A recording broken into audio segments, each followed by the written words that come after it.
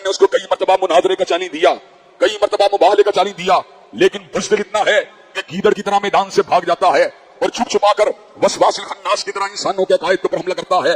हज़रात गिरामी कदर, लेकिन हदीस अम्मार को पेश करके लोगों के ज़हनों के अंदर इस बात का जो है वसवसा दिया जाता है कि माअल्लाह सुम्मा माअल्लाह सैयदना अमीर मुआविया उनका गिरोह जहन्नमी है। गोया कि अल्लाह ने हमें समझाया कि हजरत अली और मुआविया के बारे में बुग़्ज़ मत रखना।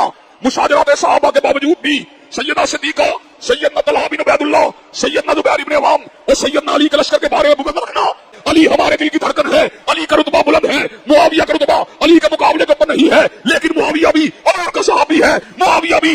हज़रात गिरामी कदर, मुझे ये बात बतलाइए, क्या मिर्जा जेहलमी को जेल की सलाहों के पीछे होना चाहिए कि नहीं होना चाहिए? क्या मिर्जा जेहलमी को करारे वाकई सजा मिलनी चाहिए कि नहीं मिलनी चाहिए?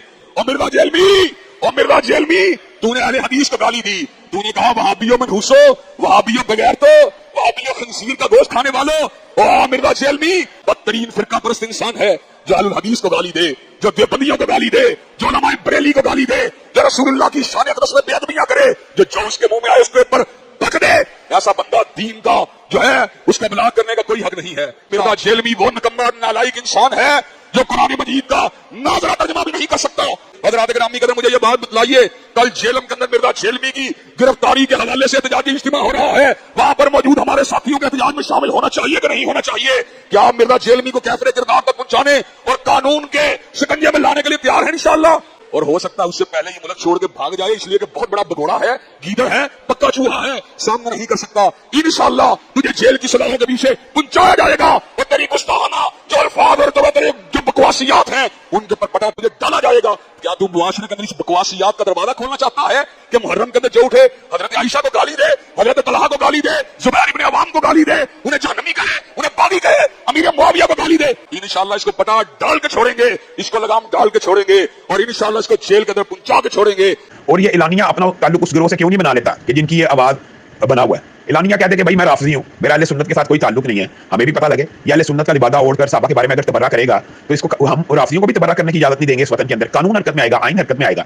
देखें, हर मसलक को अलग अलग करके गाली दे रहा है, पूरे पूरे मसलकों को गाली दे रहा है, वहाबियों को अलग, देवबंदियों को अलग, बरेलियों को अलग, अहले हदीसों को अलग। और अंदाज इतना रकीक, घटिया और गिरा हुआ है कि मैं हैरान होता हूँ इसके मानने वालों की अकल के ऊपर मातम है कि जो बंदा सबको शितम कर रहा है असलाफ के बारे में, ये रसूलुल्लाह के ऊपर झूठ मानता है कि रसूलुल्लाह ने अमीर मुआविया को जन्नत की तरफ बुलाने वाला कहा। ये झूठा कद्दाब शख्स है। जब तक ये सहाबा की तौहीन करने से बाद नहीं आएगा, इसका ताक़ुब जारी रहेगा। और जेल में बैठा हुआ मलऊन, बेगैरत, बेहमियत और दीन से बेगारा और फसाद को फैलाने वाला और जमीन के ऊपर गैरुल बरिया को गालियां देने वाला सैयदना अमीर मुआविया को कभी अगछुल अल्फाज के अंदर और कभी इशारत गनायों के अंदर उन पर लानते भेजने वाला और उनका दिफा करने वालों को नासबी करार देने वाला और उनके ऊपर लानते भेजने वाला और फिर उस गिरोह के अंदर सैयदा सिद्दीका पर तबर्रा करने वाला, सैयदना तलहा बिन उबैदुल्लाह को गालियां देने वाला और हज़रत गिरामी कदर हवारी रसूल ज़ुबैर इब्न अवाम को गालियां देने वाला, जंग जमल के अंदर मौजूद सहाबा को गालियां देने वाला, जंग सफीन के सहाबा को गालियां देने वाला, असलाफ़े उम्मत को गालियां देने वाला, इब्न तैमिया को गालियां देने वाला,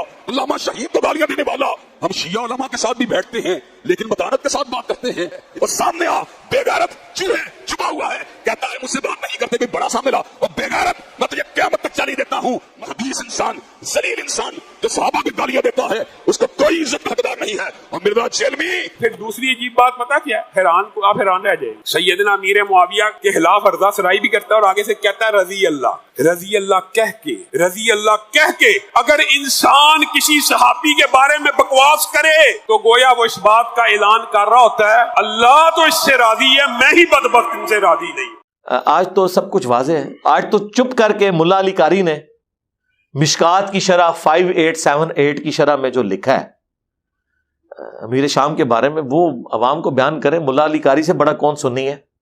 तो क्लियर कट लिख दिया कि हजरत मुआविया पे वाजिब था कि हजरत अली की बैत करते, नंबर 1। नंबर 2, खिलाफत की लालच छोड़ देते।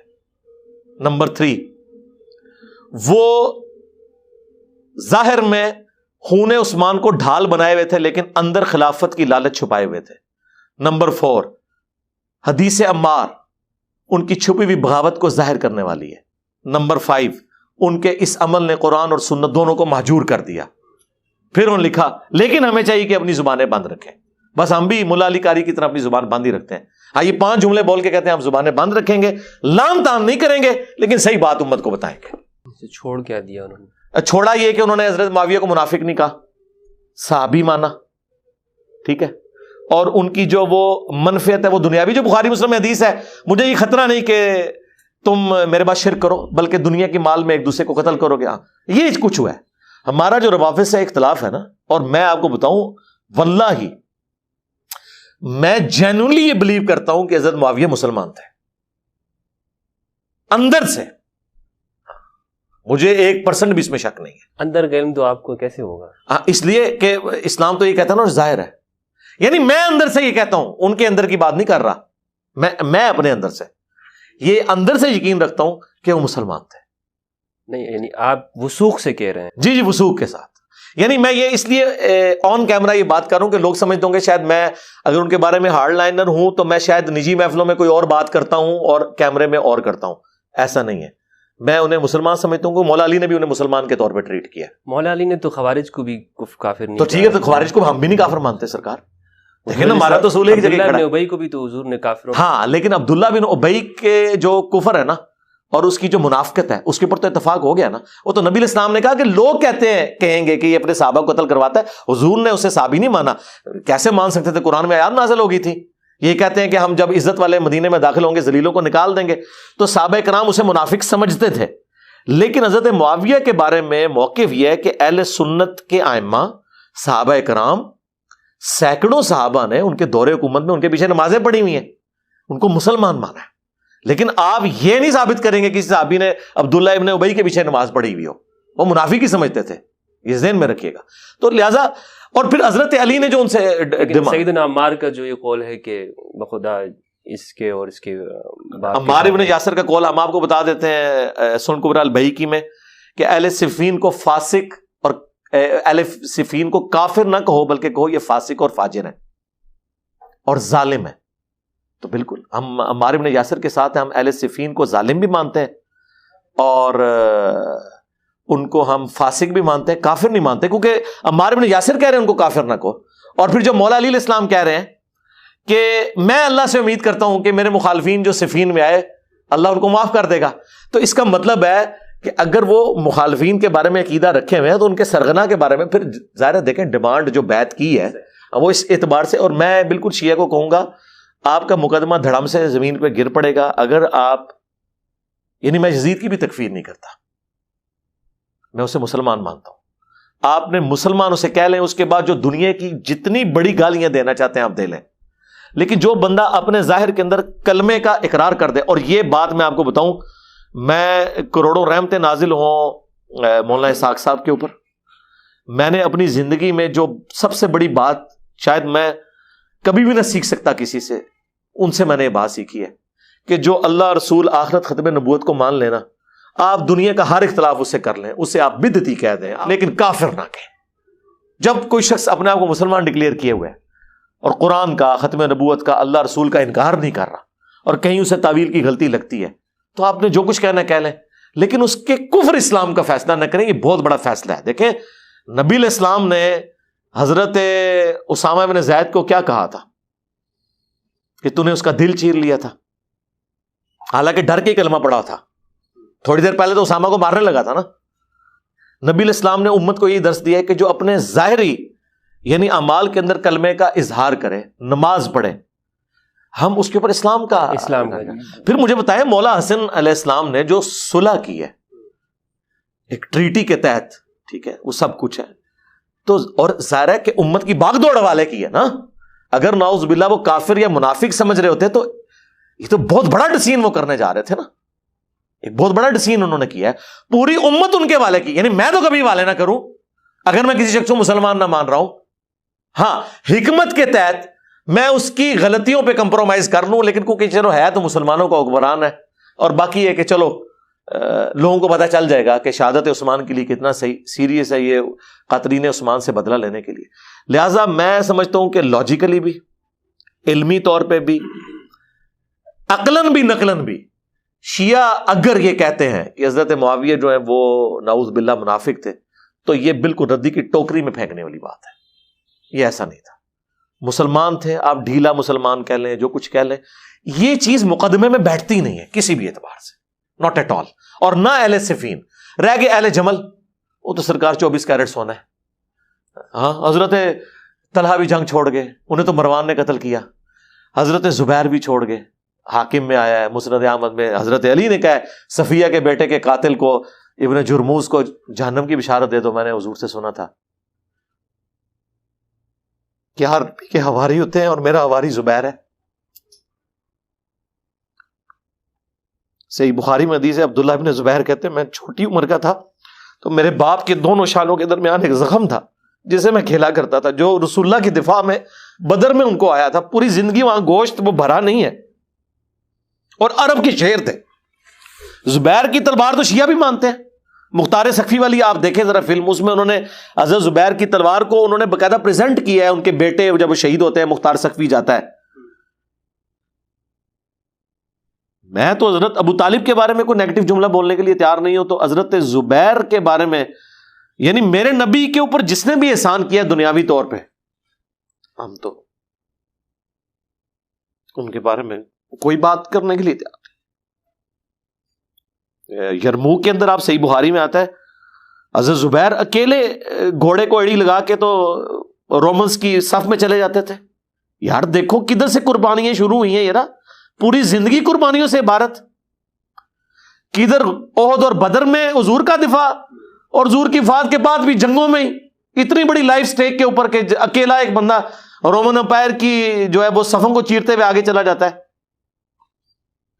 اب آپ ان کے ایمان کا فیصلہ کریں گے یہاں بیٹھ کے, تو میں تو حضرت علی کے ساتھ ہوں. اور جو حضرت علی کا قول ہے فضائل صحابہ میں مصنف ابن ابی شیبہ میں کہ میں اللہ سے امید کرتا ہوں کہ میرے عثمان اور طلحہ اور زبیر کے بارے میں کہ ہم جنت میں آمنے سامنے بیٹھے ہوں گے تختوں پہ ٹیک لگائے ہوئے. اللہ تعالیٰ ہمارے دلوں سے وہ قدورت نکال دے گا جو کوئی اگر اختلاف آ گیا. تو میں تو نہیں مانتا کہ حضرت زبیر اور طلحہ کے بارے میں, اور اما عائشہ کی تو کوئی بات ہی نہ کرے جی, وہ تو مولا علی نے محمد بن ابی بکر کے ساتھ ان کو روانہ کیا ہے. ٹھیک ہے, پوری زندگی وہ روتی رہی ہیں, ان کا دوپٹہ تار ہو جاتا تھا. انہوں نے تو کہا کہ مجھے رسول اللہ کے ساتھ دفن نہیں کرنا, مجھے میری سوکنوں کے ساتھ دفنانا. شیخ البانی نے باقاعدہ یہ بخاری اور مصنف ابن شیبہ کی حدیثیں جمع کر کے ہوب کے انڈر انہوں نے لکھا کہ واضح یہ اما عائشہ کا اشارہ اسی طرف ہے جو ان سے جنگ جمل میں مسئلہ ہوا, کہ انہوں نے کہا کہ بلکہ بخاری کے الفاظ ہیں میں نہیں چاہتی کہ میری ابو بکر عمر اور رسول اللہ کے جیسے لوگ میری تعریف کریں, مجھے سوکنوں کے ساتھ دفن کرنا. تو میرا خیال ہے جب عام بندوں کو تو آپ یہ کہہ رہے ہیں کہ یار مرنے سے پہلے اگر توبہ کر لو غرغرے سے تو قبول ہے, تو جن کی پوری زندگی قربانیوں سے عبارت ہے, کہیں ایک دو جگہ ان سے مس ہینڈلنگ ہوئی ہے اور انہوں نے توبہ کر لی, وہ زیرو سے ملٹی پلائی ہو گئے. آپ کی پوری زندگی گناہوں سے عبارت ہے اور آپ موت کے غرے سے پہلے کلمہ پڑھ لیں آپ جنت میں. اور وہ طلحہ زبیر عائشہ جو حضور کی جانثار پوری زندگی رہیں, اگر ان سے جمل کے اندر مس ہینڈلنگ ہوئی ہے اور بعد میں وہ ندامت میں ہے, وہ زیرو سے ملٹی پلائی ہو گئے. تو میں نے تو اکثر کہتا ہوں ہمارا مقدمہ آپ گوروں کی عدالت میں لے جائیں, یہ فٹنگ نہیں بیٹھتا. جو کچھ غالی رافضیوں نے عقیدہ گڑا ہے یہ نہ سنیت کی کتابوں میں بیٹھتا ہے نہ شیعہ کی کتابوں میں بیٹھتا ہے, یہ جسٹ غلوف کے اوپر مبنی ہے, اور اس کو اٹھا کے ردی کی ٹوکری میں پھینک دینا چاہیے. اگر میں یہ بات کر رہا ہوں, اب مجھے کوئی یعنی شیعہ علی ہونے کا سرٹیفکیٹ میں نے کسی سے لینا ہے؟ تم لوگوں نے پوری زندگی یعنی سینکڑوں سال امیر شام پہ لانتیں بھیج کے ان کی غلطی لوگوں پہ عیاں نہیں کی, ہم نے ان 10 سالوں میں رضی اللہ عنہ کہہ کے پوری دنیا کے سامنے ایکسپوز کر دیا. ہم سے زیادہ کون غدیر خم کا مقدمہ لڑ رہا ہے؟ لیکن ہم منصف مزاج ہیں. وَلَا يَجْرِمَنَّكُمْ شَنَآنُ قَوْمٍ عَلَىٰ أَلَّا تَعْدِلُوا اعْدِلُوا هُوَ أَقْرَبُ لِلتَّقْوَىٰ. کسی قوم کی دشمنی آپ کو اس پہ نہ ابھارے کہ آپ انصاف کا راستہ چھوڑ دیں. انصاف کا راستہ یہی ہے کہ یہ سابقون الاولون تھے, اہل جمل بڑے پکے ٹھکے مسلمان تھے, ان میں کوئی شک نہیں ہے. ایک آدھ اس طرح کی مس ہینڈلنگ کے بعد پھر جب رجوع بھی ہو جائے تو پوری زندگی کسی کے زیرو سے ملٹی پلائی نہیں ہوتی. کافروں کو تو آپ بشارتیں دے رہے ہیں, کوئی کلمہ بھی پڑھ لو مرنے سے پہلے تو سارا کچھ, اور قرآن میں لکھا ہوا ہے کہ اگر کوئی شرک سے بھی توبہ کر لے ہم گناہ بھی نیکیوں سے بدل دیں گے. سورہ فرقان آیت نمبر 70. تو کیا حضرت عائشہ طلحہ زبیر کی توبہ نے ان کی اس غلطی کو نیکیوں سے نہیں بدلا؟ شرک اگر نیکی سے بدلا جاتا ہے, شرک سے تو چھوٹا ہی گناہ ہے نا امام وقت کی بیعت سے ہٹنا. تو اس لیے ہم تو اس اعتبار سے اہل سنت کے منہج کو بالکل 24 کیرٹ سونا مانتے ہیں. اس سے مراد کوئی بریلوی دیوبندی اہل حدیث یا وہ سنی وہ والا نہ لے, میں اہل سنت کے منہج کی بات کر رہا ہوں جو ہم ائمہ کو مانتے ہیں, سیدھی سی بات ہے. صفین والوں کے بارے میں کیا ہے, وہ بھی جی مسلمان ہے. دیکھیں مولا علی جب کہہ رہے ہیں کہ میں نہیں, سابقون الاولون تو نہیں ہے, سابقون الاولون نہیں ہے, وہ تو سارے وہ شامی تھے پہلے, وہ مطلب میں ان کے لیے سخت صحابہ کی کس کیٹیگری میں آپ ان لوگوں کو رکھتے ہیں؟ کن کو؟ یہ صفین والوں کو. جی صفین والے تو صحابہ ہم ان کو مانتے ہی نہیں, سوائے چند ہے کہ حضرت عمر بن عاص ہو جائیں, مغیرہ ابن شعبہ ہو جائیں, باقی کدھر صحابی تھے؟ نعمان بن ثابت, باقی تو سارے وہی تھے وہ جس طرح دماغ بند کیے ہوئے تھے رومنز نے ان کے, اور وہ حضرت عثمان کا خون آلود کرتا وہاں پہ جا کے لٹکا دیا وہ نعمان ابن بشیر نے رضی اللہ تعالیٰ عنہ, ہم تو احترام سے ہی نام لیں گے, اور وہ ایک پورے کا پورا ایک مقدمہ اس میں کھڑا کیا. وہ بیسیکلی سارے وہ رومنز جو تھے نا وہ لائی لاگ لوگ تھے, پہلے وہ لگے ہوئے تھے ان کے ساتھ. حضرت معاویہ ایک گڈ ایڈمنسٹریٹر تو تھے, انہیں پتا تھا کہ ان کی بات کس طریقے سے ماری جا سکتی ہے, تو وہ ادھر جامعہ دمشق میں وہ کرتا خون آلود لٹکا دیا اور کہا جی ہم نے قصاص عثمان لینا. یہ تو ان لوگوں نے تو آخری درجے تک کوشش کی ہے قتل عمار کو بھی چھپانے کی, کیونکہ وہ تو سارا پول کھل گیا تھا وہاں پہ, تو وہ اس لیے. اور پھر دوسرا وہ حجاز سے بہت دور علاقہ تھا نا, وہ لوگ ان تک پیور دین پہنچے ہی نہیں ہوا تھا, وہ کلمہ گو مسلمان تھے نا. دین کی جو ایسن تھی یا مدینے میں تھی یا اس کے بعد تھی تو عراق میں جہاں حضرت علی شفٹ ہو گئے تھے, وہاں تو اتنے جگہ صحابہ تو ہے ہی نہیں تھے نا. ابو درداء گئے, لیکن ابو درداء بھی آپ دیکھ لیں ان کے ساتھ بھی کیا ہوئی ہے, ان کا بھی تو پوری زندگی کوئی پیچ اپ تو نہیں بنا حضرت معاویہ کے ساتھ. تو میں نے سوال یہ کیا تھا کہ ان کو جو صحابہ کرام کی آپ نے کہا نا سابقون الاولون میں جمل والوں کو آپ نے رکھا, تو یہاں پہ جو صحابہ ہیں ان کو آپ کس کیٹیگری میں رکھتے ہیں؟ اس میں حضرت عمر بن عاص جو ہیں, اور یہ تو مسلمان ہوئے صلح حدیبیہ کے بعد, یہ اور خالد بن ولید. مغیرہ ابن شعبہ جو ہیں وہ صلح حدیبیہ پہ موجود تھے, اور مسلم شریف میں حدیث ہے میں اللہ سے امید کرتا ہوں کہ جنہوں نے اس درخت کے نیچے میری بیعت کی انہیں جہنم کی آگ نہیں چھوئے گی. تو حضرت مغیرہ ابن شعبہ کو آپ کہہ سکتے ہیں ایک سینئر اصحاب میں سے ہیں. بس یہ ایک کرتے درتے تھے اس حوالے سے. اور مغیرہ ابن شعبہ بھی یار کیا بات کریں, تو پوری زندگی تو حضرت علی کے شیعہ رہے ہیں, آپ کو پتہ ہے نا حضرت علی کے بڑے مخلص ساتھی تھے. یہ مہاجرین نہیں ہے, یہ انصار نہیں ہے, یہ نہیں ظاہر ہے وہ تو نہیں ہے, ٹھیک ہے, السابقون الاولون بھی نہیں ہے, ہاں لیکن طلقاء بھی نہیں ہے. اب ظاہر فتح مکہ سے پہلے مسلمان ہوئے ہیں, طلقاء نہیں ہے. لیکن حنین میں ان کو حصہ دیا تھا جو مؤلفۃ القلوب میں جن لوگوں کو دیا نہیں, ان میں میرے تو وہ صفان کا نام آتا ہے اور ابو سفیان کا آتا ہے, مغیرہ ابن شعبہ یا حضرت عمر بن عاص کا تو نہیں آتا.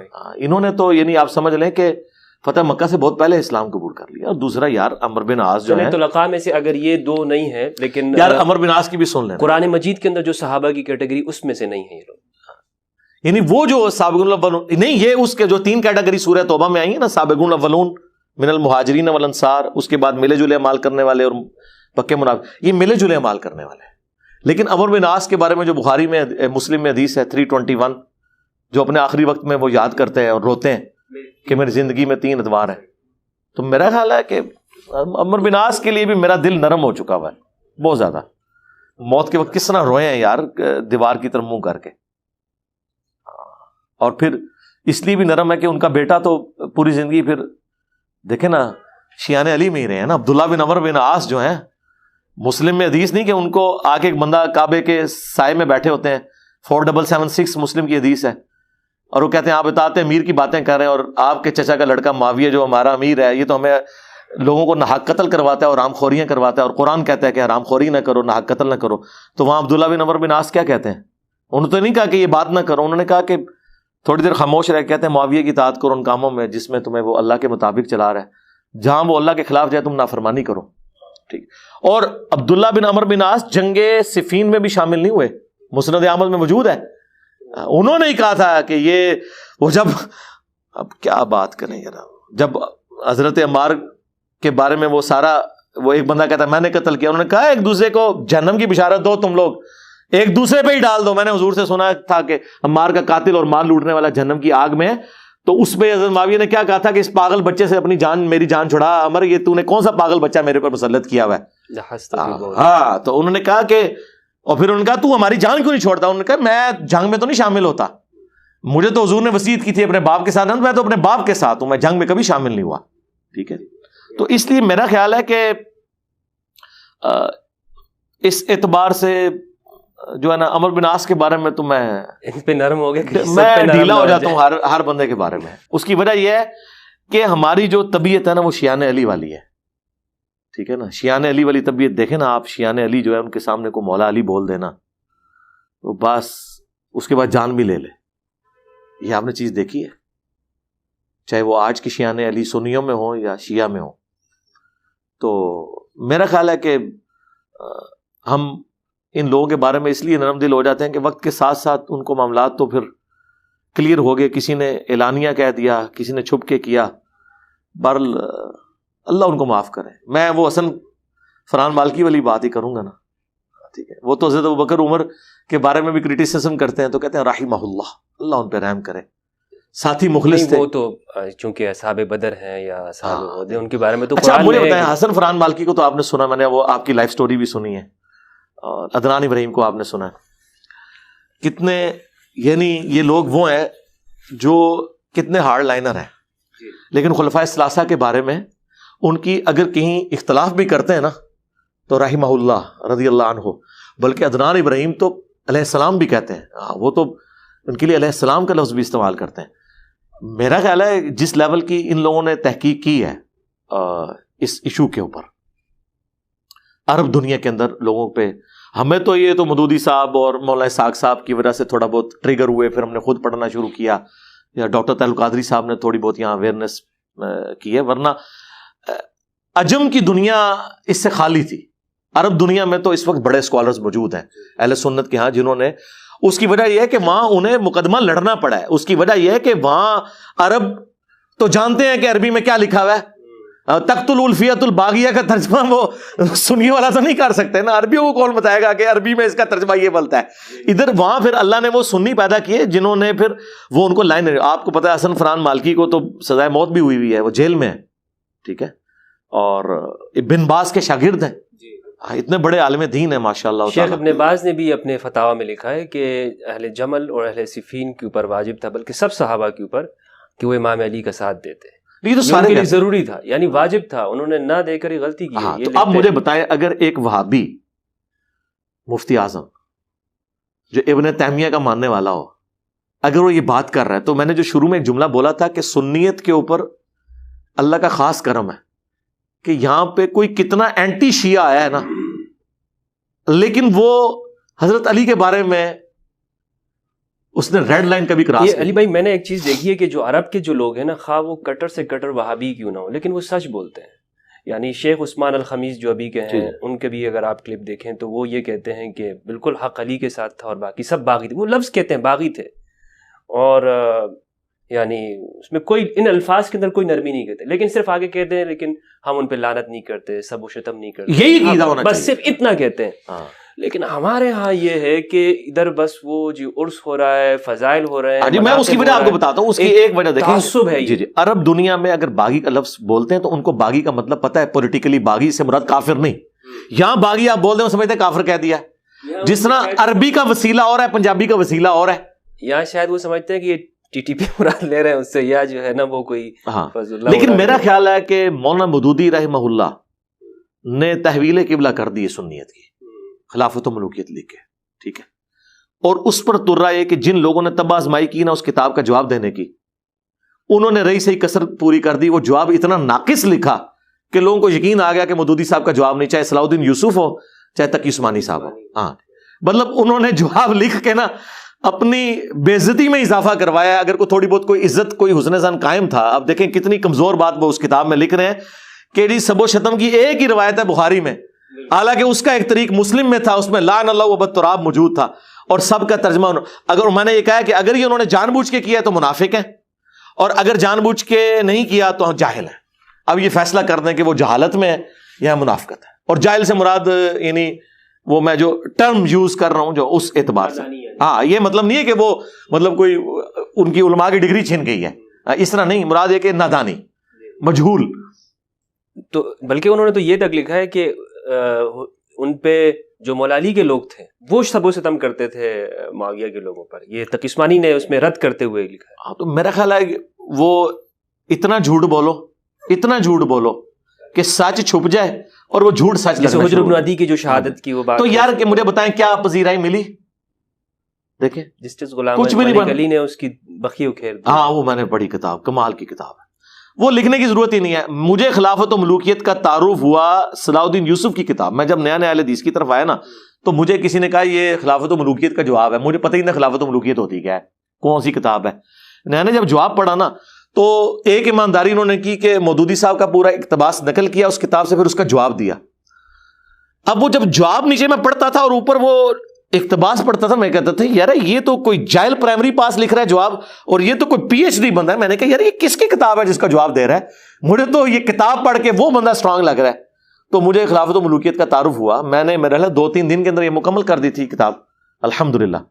اور مودودی صاحب نے بھی یہ کوئی سنی شیعہ کنفلکٹ پہ نہیں کتاب لکھی، انہوں نے پولیٹیکل سسٹم آف اسلام پہ کتاب لکھی ہے اور شاہکار ہے۔ میں کہتا ہوں یہ جو 2 کتابیں ہیں نا، لوگ کہتے ہیں اس صدی میں، میں کہتا ہوں اسلام کی 14 صدیوں میں پولیٹیکل سسٹم آف اسلام پہ الجہاد فی الاسلام اور خلافت و ملوکیت کی کوئی نظیر نہیں دکھا سکتا۔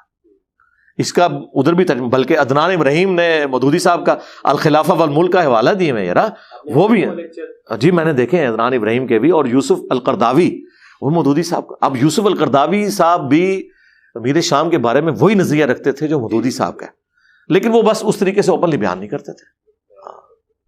یہ چیز وہ لیکچر عربی میں ہے، اور اس میں خلافت و ملوکیت جو عربی میں جو ٹرانسلیٹ ہے ندوی نے کی ہے، میرے خیال میں کسی ندوی نے اس سے حوالہ دے رہے ہوتے سید سلمان ندوی نے شاید کی ہو، جو انڈین ہیں، اسکالر واللہ ہیں۔ عالم کسی ندوی کا نام لیتے ہیں۔ تو اور دوسرے بھی ایک ہیں اردن کے جو حسن الثقاف ہیں، نہیں ان کو میں نے نہیں سنا، میں نے انہوں آپ سے ان کا نام لیا۔ جو تطہیر الجنان جو ہے اس پہ نقد لکھا ہے، نقد تطہیر الجنان، انتہائی شاندار ہے۔ یعنی جہاں پر ابن حجر حیتمی جو ہیں وہ گفتگو کرتے ہیں تو نیچے اس پہ تبصرہ جو کرتے ہیں تو اسی طرح کی حدیث پیش کر دیتے ہیں، یا اگر اوپر حدیث انہوں نے لکھی ہے تو نیچے وہ بتا دیتے ہیں کہ یہ انتہائی کس درجے کی روایت ہے، یعنی جس طرح آپ سرکار یہاں پہ بھی تو ظہور احمد فیضی صاحب نے تھوڑا کام کیا یار، قرض اتار دیا۔ شاگرد سعیدی صاحب کے ہیں، حالانکہ سعیدی صاحب میرا خیال ہے وہ تھوڑے سے پہلے کے ہوں گے واللہ عالم، کیونکہ ویسے ہمارے سعیدی صاحب آپ کے استاد ہیں، مجھے بتائیں۔ میں نے ان کے ساتھ الحمدللہ عز و جل جو نعمت الباری کی جو جلد المجلد السادس ہے کتاب الجہاد کی، وہ میں نے لکھی ہے، یعنی وہ املا کرواتے تھے تو ہم لکھتے تھے۔ نہیں میر شام کے بارے میں ان کا کیا موقف تھا؟ میں نے چونکہ جس وقت ہم پڑھ رہے تھے تو اس وقت یہ بحثیں تو تھی نہیں، نہیں لیکن جو کچھ انہوں نے لکھا ہے شرح مسلم میں وہی اعلیٰ حضرت والے عقیدہ لکھا ہے۔ نہیں، وہ یہ کہتے ہیں کہ جو علامہ عینی نے لکھا ہے کہ کس طرح مجتہد ہو سکتے ہیں، جو انہوں نے نہیں اس کے اوپر تو انہوں نے گرفت کی ہے، لیکن وہ کہتے ہیں کہ پھر بعد میں فضائل کا پورا چیپٹر، میرا خیال ہے کہ وہ ایک بریلویت کا جو ایک ان کی میں آن دا ریکارڈ نہیں بتا سکتا۔ اچھا چلیں ٹھیک ہے، چلیں وہ علادہ بات ہے، چیزیں ٹھیک ہے وہ رہنے دیں، کیونکہ مدارس کا جو ماحول ہوتا ہے، مدرسے میں اگر ایک استاد پڑھا رہا ہے 8,000 12,000 کی سیلری پہ، اور پھر وہ آپ کو پتہ ہے کہ وہ بیمار ہو گئے تھے، کمر کے عارضے میں مبتلا تھے، تو وہ شوگر بھی تھی اور پھر بہت ساری دماغ میں جو ان کا بلڈ جانا جو ہے وہ بند ہو گیا تھا۔ تو یہ ان پر احسان تھا مفتی منیب الرحمان صاحب کا کہ انہیں مدرسے میں رکھا ہوا تھا، تو وہ اس احسان کے نیچے تھے۔ تو یہ چیزیں ہیں۔ تو میں حضرت عرض یہ کر رہا تھا کہ ہمارے ہاں جو ہم اہل البیت کا نام لیتے ہیں اور بڑی ہم محبت کا دعویٰ کرتے ہیں، لیکن فقہ ہو گیا یا دین ہو گیا، سب میں ہمارے اہل سنت میں وہی، کوئی خراسان سے ہے تو کوئی کہاں سے ہے، کسی کا تعلق کس علاقے سے ہے، اہل البیت ہمیں نظر نہیں آتی۔ یہ حدیث الثقلین جو ہے، جو ہمیں تمام کتابوں میں ملتی ہے لیکن ہماری مسجدوں میں نہیں ہے، کیا آپ سمجھتے ہیں کہ ہم لوگوں کو اہل البیت کے بارے میں کیوں نہیں بتاتے؟ ظاہر تفریق ہو چکی نا سنی شیعہ کی، جب دراڑ آ گئی اور پھر حکومت میں آگے سنی، چاہے بنو امیہ ہوں، بنو عباس ہوں، چاہے عثمانی ہوں، یہ سارے ہارڈ لائنر سنی تھے۔ اس حوالے سے حضرت علی کے بارے میں بالکل یہ موقف ٹھیک تھا۔ آج بھی آیا صوفیہ میں دیکھیں، حضرت ابوبکر، عمر، عثمان اور علی کے بعد حسن و حسین کے نام لکھے ہوئے، اللہ محمد، دیکھ لیں اشنا مشرا کے نام بھی نہیں ہے۔ تو اس سے اندازہ لگائیں کہ یہ لوگ کٹر اینٹی شیعہ بھی تھے، اور وہاں محبت اہل بیت حضرت علی علیہ السلام کے والے سے اپنی جگہ موجود تھی، لیکن ظاہر ہے کہ وہ چونکہ حکومت میں آ گئے، پھر شیعہ کے ہاں بھی جو ایک غلوف کا درجہ آیا نا، اس کی وجہ سے یعنی معاملات بگڑ گئے۔ جب غلوف کا درجہ آیا ہے تو پھر مسجدیں بھی الگ ہو گئیں، ایک فرقہ بن گیا۔ اور جب آپ دیکھیں کہ ایک طرف آپ خلفائے راشدین کو احترام دے رہے ہیں اور آپ تو حضرت علی علیہ السلام کو بھی ان کے بارے میں کوئی نیگیٹو جملہ نہیں بول رہے. یعنی اس تکلیف کا اندازہ آپ آج لگائیں کہ جب کرسچنز ہمارے نبی کے خاکے یا ان کے سپورٹرز بناتے ہیں, ہمیں وہاں بھی نہیں آتا کہ ہم عیسیٰ کے بارے میں کوئی تنقید کریں. ہم حضرت عیسیٰ علیہ السلام کی عزت بھی ویسے ہی کرتے ہیں اور ان کے اپنے ایمان کا حصہ سمجھتے ہیں جس طرح نبی علیہ السلام پہ ایمان لانے کو. اس طریقے سے سنیوں کے تو ہاتھ پاؤں انہوں نے باندھ دیے نا. جب یہ خلفائے ثلاثہ پہ بکواسیات کرتے تھے تو سنی تو یہ وام بھی نہیں لا سکتے تھے کہ شیعہ کو ہی چڑھانے کے لیے حضرت علی کے بارے میں کچھ جملہ بول دیں, کیونکہ وہ مانتے تھے کہ حضرت علی کے بارے میں بھی بکواس کرنا گویا ایسا ہی ہے کہ جس طرح رسول اللہ کے بارے میں کوئی کر رہا ہے. ہاتھ پاؤں بندھے ہوئے تھے ان کے. تو پھر انہوں نے دوسرا پھر بدلہ لیا کہ وہ ایک دراڑ پھر کھڑی کر دی, پھر وہ لڑائیوں تک نوبت گئی, وہ وہاں پہ ہارڈ لائنر ہوتے گئے, یہاں پہ ہارڈ لائنر ہوتے رہے. آج ہم جہاں جس دنیا میں بیٹھے ہوئے ظاہر ہے یہ ایک بہت پرانی تفریق ہو کے دراڑ بہت بڑھ چکی ہے. اب اس کو فل کرنے کی ضرورت ہے. اس اعتبار سے قرآن کے اوپر امت کو اکٹھا کریں, عقیدوں کے اوپر, اس کے بعد اہل البیت کا احترام اور یہ چیزیں بیان کریں. یہ حقیقت بات ہے, باقیوں کو تو چھوڑ دیں. اہل حدیث کے اسکالرس بن کے نکلے, ہم نے ان سے حدیث ثقلین کے بارے میں پوچھا تو وہ سیدھا حاکم میں جا کے گرے, قرآن اور سنت اور مسلم کی 4 حدیثیں انہیں پتہ ہی نہیں. ٹھیک ہے, تو یہ یعنی وہ ایک کلچر جو ڈیولپ ہوا تھا نا. لیکن میں بتاؤں وہ آپ کی بات عرب میں ایسا نہیں ہے. اب شیخ البانی جو ہیں شیعہ کے بارے میں اتنے ہارڈ لائنر ہیں, سخت ہیں شیعہ کے بارے میں, کوئی سنی اتنا سخت نہیں. لیکن دوسری طرف جب اہل بیت کا دفاع آتا ہے تو لگتا ہے یہ کوئی رافضی ہے. یہ ہیں ہاں جی اولو العلم ہیں یہ لوگ, یہ وہ لوگ ہیں. ٹھیک ہے نا, ابن تیمیہ کا بھی کوئی لحاظ نہیں کیا انہوں نے, الحمدللہ. چھوڑ دیں ابن حجر کو, انہوں نے کہہ دیا کہ ابو الغادیہ کے بارے میں جو تم کہہ رہے ہو کہ جی اسے بشارت کفایت کر جائے گی, نہیں یہ تخصیص ہے, تو اس سے وہ والی فضیلت اٹھ گئی. عدالت صحابہ میں تم کس دادا کریں, حالانکہ انہیں یہ خیال نہیں آیا کہ مسند احمد میں مسند ابی الغادیہ موجود ہے, ابو الغادیہ کی حدیثیں ہیں. ہم تو آج بھی رضی اللہ عنہ ہی کہتے ہیں. ٹھیک ہے, تو مطلب ظاہر ہے کہ ہمارا وہ ایک احترام والا جذبہ ہے. ویسے لوگ ہم سے ناراض بھی ہیں اس حوالے سے کہ جی وہ بھی رضی اللہ عنہ ہو, وہ بھی رضی اللہ عنہ ہو. یار آپ لوگ یہ دیکھا کریں ہم رسول اللہ کی نسبت کی وجہ سے کر رہے ہیں, خدا کے لیے آپ اس چیز کو سمجھیں. بس اگر کوئی رضی اللہ عنہ نہیں ہے میرے کہنے سے ہو نہیں جانا اس نے, اور اگر وہ ہے تو دنیا بھر کے سارے رافضی مل کے بھی اس پہ لانتے بھیجیں, اللہ کے حضور وہ رضی اللہ عنہ ہی ہے.